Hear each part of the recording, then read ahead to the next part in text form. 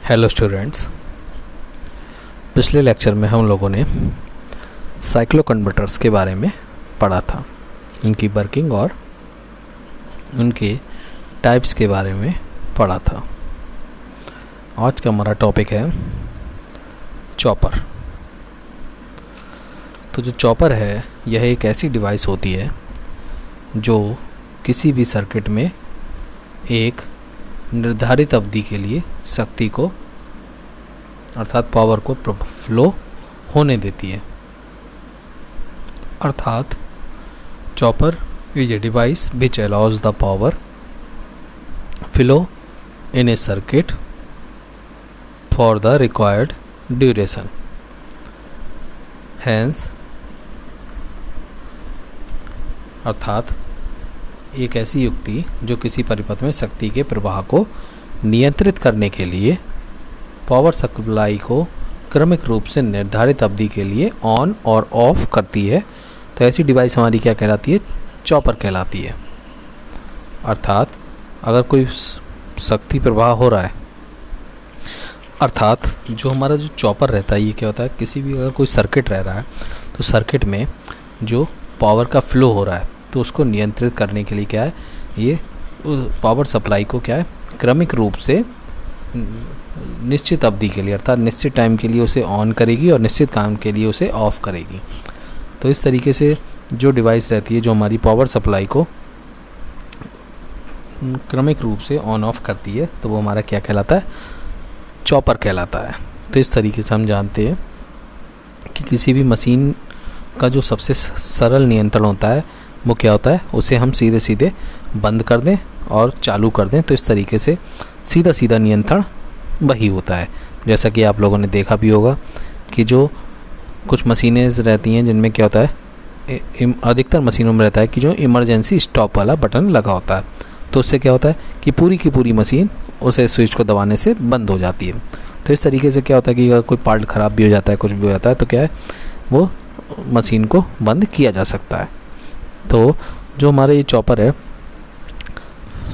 तो इस प्रकार के कंट्रोल में क्या होती हैं, दो अवस्थाएं होती हैं, अर्थात एक ऑन वाली अवस्था और एक ऑफ वाली अवस्था।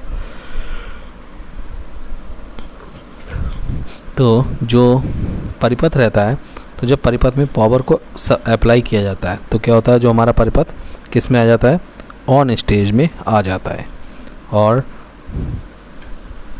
जब पावर अप्लाई नहीं होती अर्थात या जब पावर की सप्लाई को रोक दिया जाता है तो हमारा क्या आता है, ऑफ स्टेट में आ जाता है। इस तरीके से जब परिपथ में पावर अप्लाई होने पर हमारा क्या रहता है, ऑन स्टेट कहा जाता है, और पावर अप्लाई नहीं होने पर हमारा ऑफ स्टेट कहा जाता है। और यह अवधि जिसमें हमारी पावर ऑन रहती है ऑन टाइम कहलाता है। क्या कहलाता है? ऑन टाइम कहलाता है। और जितने में हमारी पावर वो ऑफ रहती है वो हमारा क्या कहलाएगा, ऑफ टाइम कहलाता है। तो इस तरीके से तो ऑन टाइम और ऑफ टाइम को चेंज करके हम क्या है, परिपथ के अक्रॉस वोल्टेज को कंट्रोल कर सकते हैं। अर्थात अगर हम उसका change on time of time change कर दें तो सर्किट में फ्लो होने वाले पावर है उसको हम कंट्रोल कर सकते हैं। तो इस ऑन ऑफ मेथड के द्वारा क्या है, पावर को कंट्रोल करने की बहुत सी विधियाँ हैं, जिसमें जैसे जो चॉपर परिपथ द्वारा कंट्रोल की जो विधि है वो मुख्य विधि है। तो चॉपर परिपथ जो रहता है यह क्रमिक ढंग से परिपथ पर आरोपित होने वाली पावर को क्या करता है, ऑन और ऑफ करता रहता है। अर्थात पीरियोडिकली क्या करता है, उसे ऑन करता है, ऑफ करता है, ऑन करता है, ऑफ करता है। तो जिस तरीके से जैसी रिक्वायरमेंट्स रहती है उतनी देर के लिए ये ऑन ऑफ करता है और इस तरीके का सर्किट डिज़ाइन किया जाता है, जिससे क्या है, पावर कंट्रोल संभव हो जाता है। ये पावर को ऑफ या कट करने को हम चॉप कहते हैं। तो इसलिए इस परिपथ का नाम क्या है, चॉपर परिपथ कहलाते हैं ये परिपथ। तो ये चॉपर परिपथ होते हैं ये ऑन और ऑफ अवधियों को चेंज करके परिपथ पर अप्लाई होने वाली वोल्टेज को कंट्रोल करते हैं। तो यह एक प्रकार के डीसी टू डीसी कन्वर्टर होते हैं, अर्थात डीसी टू डीसी कन्वर्टर। तो ये एक प्रकार के क्या है, डीसी टू डीसी कन्वर्टर होते हैं और चॉपर एसी या डीसी प्रकार के होते हैं। तो चॉपर क्या है, दोनों प्रकार के हो सकते हैं, एसी भी हो सकते हैं और डीसी भी होते हैं। और जो चॉपर हैं इनको प्रकाश के नियंत्रण, मोटर की गति के नियंत्रण आदि में हम क्या प्रयुक्त करते हैं या यूज करते हैं। एससीआर युक्त जो चॉपर रहते, चॉपर में डिवाइस को स्विच ऑफ करने के लिए क्या है, किसी एक्सटर्नल सर्किट द्वारा एससीआर को रेगुलरली गेट किया जाता है। अर्थात जो हमारा एससीआर रहता है तो एससीआर के गेट पे हम पल्स को क्रमिक रूप से अप्लाई करते हैं। अर्थात जो हमारा चॉपर सर्किट है इसमें हम एससीआर को यूज कर रहे हैं, तो एससीआर को यूज कर रहे हैं तो एससीआर में क्या है, जो गेट सिग्नल लगा होता है उसी गेट सिग्नल से वो क्या है टर्न ऑन होता है। तो इस तरीके से हम क्या करना है, गेट को पल्स को क्रमिक रूप से अप्लाई किया जाता है, क्योंकि हमें जिस अकॉर्डिंग उसे टर्न ऑफ टर्न ऑन करना है उसी अकॉर्डिंग हमें क्या है गेट को भी पल्स देना है। एससीआर को ऑफ़ करने के लिए भी क्या है फोर्स्ड कंप्यूटेशन का यूज किया जाता है। अर्थात जब हमें एससीआर को ऑफ़ करना है तो हम फोर्स्ड कंप्यूटेशन का यूज करेंगे और एससीआर को जब ऑन करना है तो हम क्या करेंगे, गेट पल्सेस का यूज करेंगे। तो चॉपर को हम ऑन और ऑफ अवधि के लिए, तो इस तरीके से चॉपर को ऑन ऑफ करने की अवधि लोड के अभिलक्षण पर अर्थात लोड करैक्टरिस्टिक्स पर निर्भर करती है और यह लोड करंट द्वारा क्या नियंत्रित होती है। और जब लोड करंट अपने अपर लिमिट पर पहुंच जाता है तो चॉपर को ऑफ कर दिया जाता है और जब लोड करंट अपने लोअर लिमिट पर पहुंचता है तो चॉपर को तुरंत ऑन कर दिया जाता है। तो इस तरीके से हम कंट्रोल ओवरलोड और अंडर लोड प्रोटेक्शन हेतु यूज करते हैं और इसको करंट लिमिट कंट्रोल या CLC कहते हैं। तो इस तरीके से करंट की लिमिट के अनुसार हम इसे कंट्रोल करते हैं। तो हमारा जो चॉपर रहता है वो दो भागों में वर्गीकृत किया जा सकता है। तो पहला भाग हो जाता है हमारा DC चॉपर और दूसरा भाग हो जाता है हमारा AC चॉपर। तो बात करते हैं अब DC चॉपर की। ये हमारा DC चॉपर का फिगर है, बेसिक DC चॉपर सर्किट। तो यह जो सर्किट है इसमें इनपुट पर DC प्रयोग की जाती है। अर्थात यहाँ पे जो हम यूज कर रहे हैं वो DC यूज कर रहे हैं। ये हमारा SCR सर्किट है, ये डायोड है, ये लोड है और लोड के अक्रॉस ये हमारा BL लोड ऑफ वोल्टेज है। तो इस तरीके से इसे हम इसमें हम इनपुट में DC देते हैं तो इसे क्या कहते हैं, हम DC चॉपर कहते हैं। कंट्रोल की आवश्यकता के अनुसार जो DC चॉपर परिपथ रहता है इसमें कई कॉन्फ़िगरेशंस में उपलब्ध होता है। एक जो बेसिक DC चॉपर रहता है उसका सर्किट ये शो हो रहा है। इसमें हमारे पास एक SCR यूज हुआ है जो एक स्टेटस स्विच की भांति कार्य करता है और इसमें ऑन और ऑफ टाइम पूर्व निर्धारित होते हैं और इनको चेंज करने के लिए क्या है ट्रिगरिंग सर्किट और कम्यूटेटिंग सर्किट का प्रयोग किया जाता है। तो ऑन करने के लिए हमें ट्रिगरिंग सर्किट और ऑफ़ करने के लिए कम्यूटेटिंग सर्किट का उपयोग करते हैं। इस तरीके से जो ऑन और ऑफ टाइम की वैल्यूज़ रहती हैं वो चेंज करने पर क्या है एवरेज लोड वोल्टेज की भी चेंज हो जाती है। यदि ऑन टाइम और ऑफ टाइम को हम टी ऑन और टी ऑफ से शो करें तो जो इसकी ड्यूटी साइकिल है वो क्या होगी, टी ऑन अपॉन टी, जहाँ टी है टी इजकल टू जो टाइम है T is equal to T on plus T off, तो ये टोटल टाइम होता के बराबर है टी। तो अगर ड्यूटी साइकिल पूरे टाइम के लिए देखें तो T on upon T on plus T off, तो इस तरीके से ये हमारा ड्यूटी साइकिल हो गई। अगर हम फ्रिक्वेंसी की बात करें तो एफ इजकल टू क्या होता है 1 अपॉन टी, तो टी हमारे पास क्या है 1 upon T on plus T of. अतः तो जो लोड के अक्रॉस वोल्टेज चॉपर के ऑन और ऑफ टाइम पर निर्भर करती है। इसे कंट्रोल करने के लिए हम क्या चॉपर की तेज़ी से स्विचिंग की जाती है और लोड के इंडक्टिव होने की दिशा में उसे एंटी पैरेलल में क्या है फ्री व्हीलिंग डायोड लगाया जाता है, जो कि क्या है एससीआर को ऑफ होने की स्थिति में इंडक्टिव करंट को प्रवाहित होने से के लिए क्या है पथ प्रदान करता है, जिसे हम इंडक्टर में स्टोर्ड एनर्जी धीरे धीरे डिसिपेट हो जाती है और चॉपर की एवरेज लोड वोल्टेज का तरंगाकार अर्थात वेव फॉर्म जो रहती है वो हम आगे फिगर में देखेंगे। तो इस तरीके से जो हमारा लोड वोल्टेज रहता है और इनपुट वोल्टेज रहता है, इसके मध्य में जो संबंध होता है वो होता है BL is equal to BDC into T on upon T on plus T off. ये किसके बराबर होता है? BL के बराबर। तो BL is equal to BDC T on upon T on plus T off. और इसी तरीके से BL is equal to BDC into duty cycle of chopper.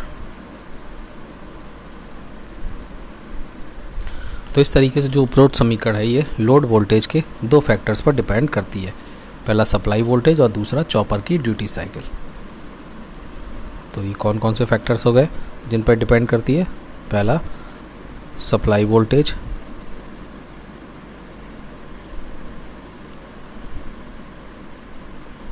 और दूसरा क्या है? चॉपर की ड्यूटी साइकिल।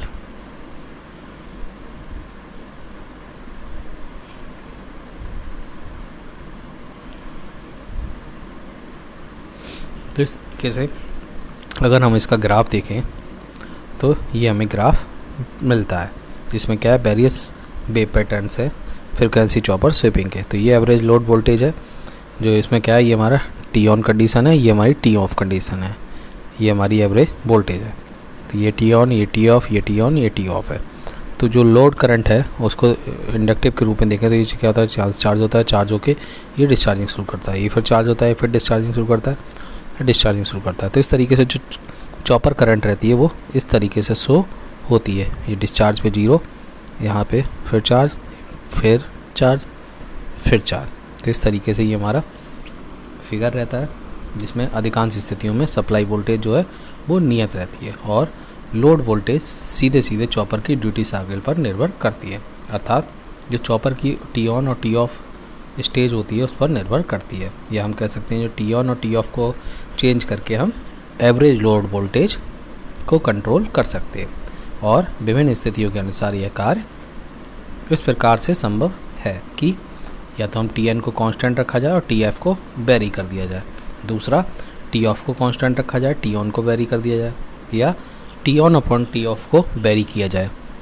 तो इस तरीके से ये तीनों विधियाँ संयुक्त रूप से लागू किया जाता है। तो इन विधियों के द्वारा हम इसको नियंत्रण करते हैं और समय के अनुपात का नियंत्रण करते हैं।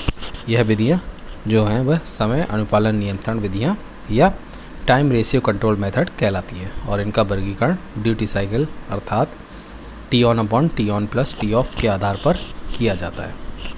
यदि न्यूमरेटर टी ऑन को कांस्टेंट रखकर denominator T on plus T of को वेरी किया जाए तो यह process variable frequency time ratio control कहलाता है।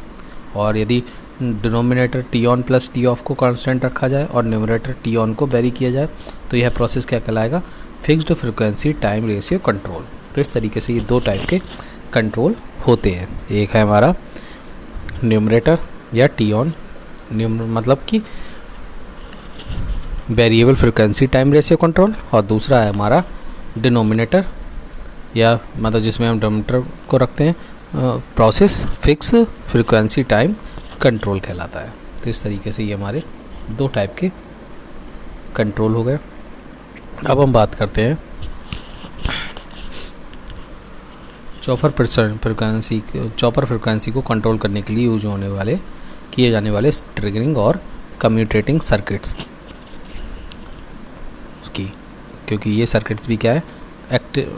मतलब कि एक्यूरेट होने चाहिए। तो जो अनुप्रयोग रहते हैं उसके आधार पर डीसी चॉपर के कई कॉन्फ़िगरेशन होते हैं, जैसे कि 1 SCR चॉपर और 2 SCR चॉपर। तो इस तरीके से हम बात करते हैं एकल थायरिस्टर चॉपर की।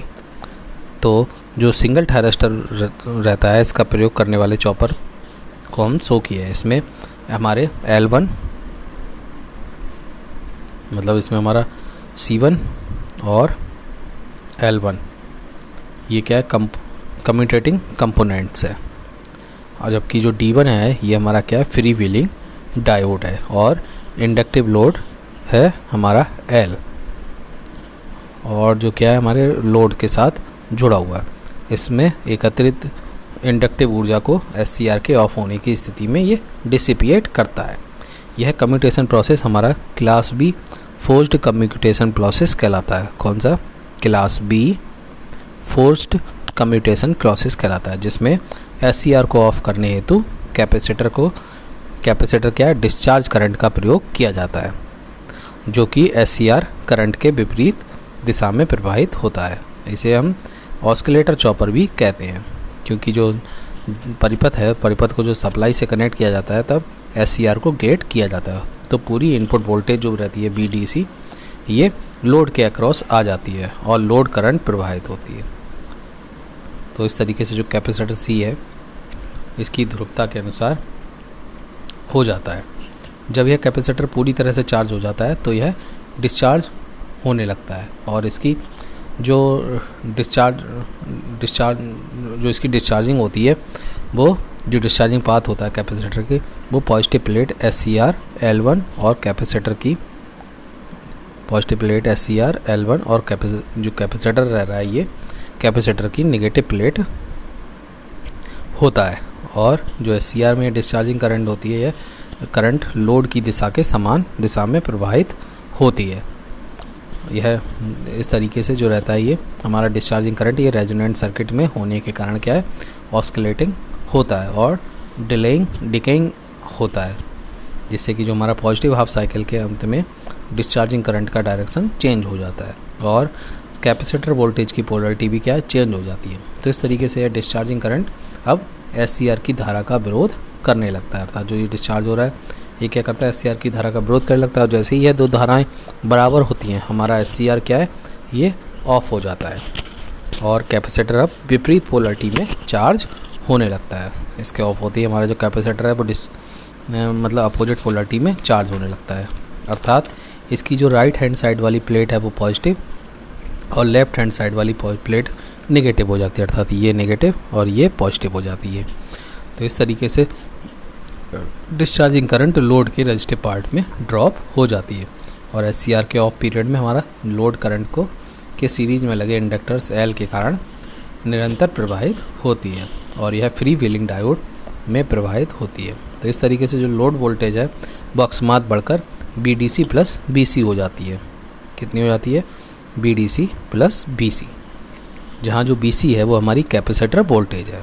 तो जो लोड करंट को कांस्टेंट रखना है, इसीलिए क्या है, हम कैपेसिटिव वोल्टेज तब तक कम की जाती है जब तक कि लोड वोल्टेज 0 नहीं हो जाती। और डायोड D2 की सहायता से क्या करते हैं हम, जो हमारा ये डायोड है D2, इसकी सहायता से हम कैपेसिटर C1 की सप्लाई वोल्टेज से अधिक चार्ज एकत्र करके रखता है और इंडक्टर L फिल्टर का कार्य करता है और यह लोड करंट को क्या करता है, रिपल फ्री होने से रिपल फ्री बनाता है। तो इस तरीके से जो हमारा विश्लेषण रहता है, इसके अनुसार जो चॉपर है उसकी टी ऑन अवधि कम्यूटेटिंग कंपोनेंट है हमारी जो L और C ये निर्धारित होती है और यह लोड करंट का मान प्रकृति पर भी निर्भर करती है। तो इस तरीके से चॉपर की अगली साइकिल के लिए उसे ऑन करने हेतु उसकी फिर से एक्सटर्नल गेटिंग की जाती है। यह प्रक्रिया क्या है, बार बार दोहराई जाती है, जिससे कि हमारा जो टॉप चॉपर है वो क्या है, एक्शन में आ जाता है। तो इस तरीके से ये हमारा एकल थायरिस्टर चॉपर परिपथ का सर्किट था। अब हम बात करेंगे 2 थायरिस्टर चॉपर की। तो ये हमारा वेवफॉर्म है जो क्या है, delaying nature of discharging current है और ये डिस्चार्जिंग करंट है। तो इस तरीके से ये डिस्चार्ज हो रही है। अब हम बात करेंगे 2 थायरिस्टर चॉपर की। यह चॉपर क्या है, 2 थायरिस्टर के यूज से मिलकर बना होता है, था इसमें हमारे 2 थायरिस्टर होते हैं। तो इसमें जो 2 SCR होते हैं उनमें से एक मुख्य SCR होता है और एक हमारा ऑक्सिलरी SCR होता है, जो क्या है, मेन SCR को कम्यूटेट करता है। तो इस तरीके से ये हमारे 2 SCR हो गए। इनमें क्या है, एक हमारा मेन है और एक उसको कम्यूटेट करता है। तो जैसे ही हम SCR1 को गेट किया करते हैं तो क्या है, लोड पर आउटपुट वोल्टेज हमें BDC प्राप्त होती है और कैपेसिटर जो है C जो हमारा कैपेसिटर रहा C D1 मतलब D2 और L1 इसके माध्यम से चार्ज होने लगता है, और डायोड D2 कैपेसिटर C को सप्लाई वोल्टेज VDC से अधिक चार्ज रिटेन करने में सहायता करता है। जब तक SCR1 चालन में रहता है हमारा C पर फुल चार्ज, अर्थात जो हमारा C है इस पर फुल चार्ज रहता है, और जब SCR2 को गेट किया जाता है तो कैपेसिटर क्या है, डिस्चार्ज होने लगता है। और जो ये डिस्चार्ज होता है ये किसके थ्रू होता है, ये CL1 SCR2 और D3 और नेगेटिव प्लेट, तो इस तरीके से ये हमारा डिस्चार्ज होता है। और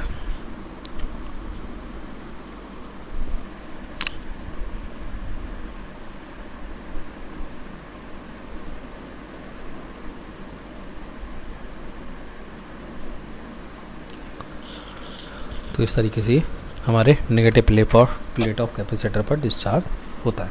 तो इस प्रकार discharge current IC load current IL का विरोध करती है। तो जो हमारी IC रहती है वो IL का विरोध करती है। जैसे ही ये दोनों बराबर हो जाते हैं तो हमारा SCR1 क्या है, ऑफ हो जाता है, जिससे कि उसके बाद क्या होता है, हमारा ये जो SCR रहता है ये ऑफ हो जाता है। इसे हम क्या करते हैं, फिर से ट्रिगर करते हैं, और SCR को 1 को फिर से ट्रिगर किया जाता है, तब यह लोड करंट सप्लाई करने लगता है। और सामान्यतः जब कैपेसिटर फुल चार्ज डिस्चार्ज हो जाता है तो लोड करंट कुछ समय के लिए क्या कम हो जाती है। तो इस स्थिति में जो लोड धारा रहती है उसका प्रभाव पूरी तरह लोड के सीरीज में कनेक्ट इंडक्टेंस के कारण होता है। तो ये हमारा था थ्रू थायरिस्टर चॉपर। तो इसमें हमने देखा कि हम 2 थायरिस्टर्स को यूज कर रहे हैं, एक थायरिस्टर दूसरे थायरिस्टर को कम्यूटेट करता है यहाँ पे, और चार्जर मतलब कैपेसिटर का यूज करते हैं जो क्या करता है, चार्ज होता है, डिस्चार्ज होता है, जिससे क्या है हमारा SCR ऑपरेट होता है।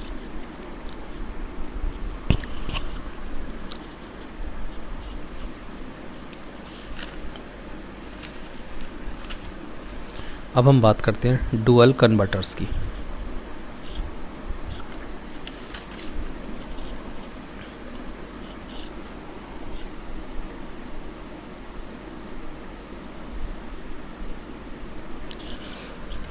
तो जो डुअल कन्वर्टर होता है वह परिपथ होता है जिसमें 2 कन्वर्टर अर्थात 2 ब्रिजेस होते हैं या 2 ब्रिज सर्किट्स होते हैं।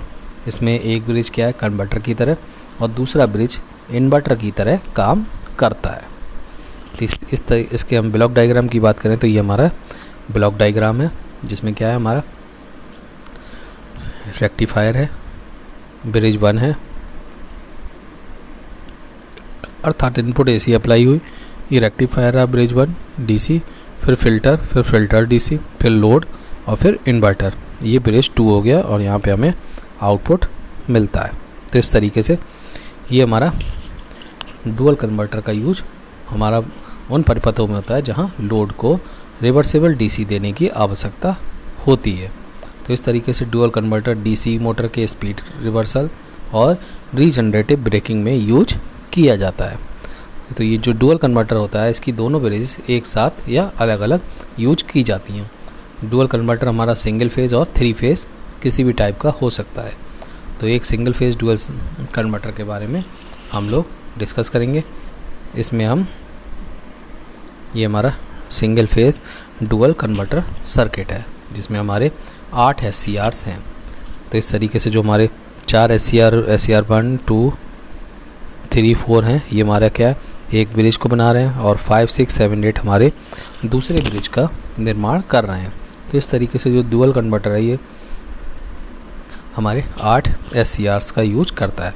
पहली ब्रिज हमारी single phase full wave rectifier की तरह काम करती है, और रिपल्स को कम करने के लिए LC नेटवर्क फ़िल्टर को यूज करती है। ये हमारे लोड रहा, मतलब ये L रहा, ये हमारा C रहा।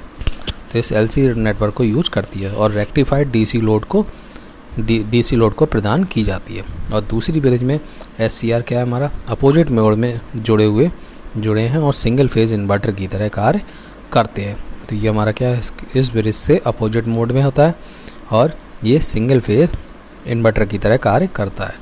इसे इनपुट के रूप में हम लोड के अक्रॉस डीसी पर प्राप्त होती है और आउटपुट के रूप में यह सिंगल फेज एसी देता है। यहाँ पे सिंगल फेज मिली, यहाँ पे डीसी मिली और डीसी के बाद यहाँ पर फिर से क्या है, सिंगल फेज एसी मिलती है। अगर इसकी वर्किंग की बात करें तो एसी इनपुट की जो पहली हाफ साइकिल है, तो इसमें जो हमारा SCR1 और SCR2 को गेट किया जाता है और इसके बाद जो नेगेटिव हाफ साइकिल रहती है उसमें हमारे SCR3 और SCR4 को गेट किया जाता है। तो इस तरीके से जो फुल वेव रेक्टिफाइड डीसी है, इसको फिल्टर द्वारा फिल्टर करके लोड को प्रदान किया जाता है। तो इस तरीके से ये हमारे लोड को प्रदान किया जाता है। इस डीसी वोल्टेज को कंट्रोल करने के लिए क्या है, SCR के फायरिंग एंगल को चेंज किया जा सकता है। तो जो भी हमारे यहाँ पे फायरिंग एंगल रह रहे हैं उनको हम चेंज करके इसको कंट्रोल कर सकते हैं।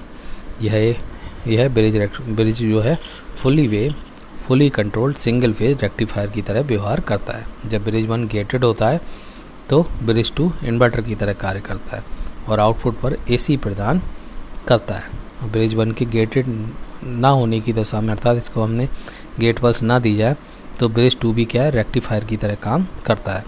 लेकिन इसमें क्या है, उसकी धारा की प्रवाह की दिशा पहले ब्रिज की दिशा के विपरीत होती है।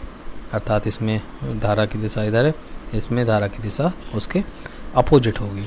इसी सिद्धांत की सहायता से क्या है, डीसी मोटर की स्पीड